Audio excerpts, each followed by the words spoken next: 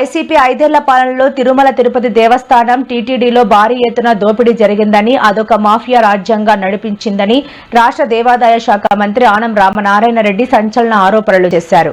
పరకామణి హుండీ లెక్కింపులో జరిగిన భారీ అవకతవకల కేసును గత ప్రభుత్వం పూర్తిగా పక్కదారి పట్టించిందని ఆయన మండిపడ్డారు. శ్రీవారి లడ్డూ ప్రసాదం విషయంలో కూడా భక్తులను మోసం చేశారని విమర్శించారు. చుక్క పాలు లేకుండా నెయ్యి తయారు చేసిన ఘనత జగన్కే దక్కుతుంది. ఈ ఫార్ములా చూసి ప్రపంచమే ఆశ్చర్యపోతోంది అంటూ ఆనం వ్యంగ్యాస్త్రాలు సంధించారు.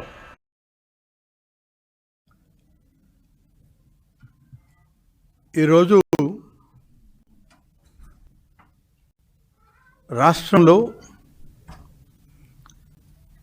ప్రతిపక్ష హోదా కూడా లేనటువంటి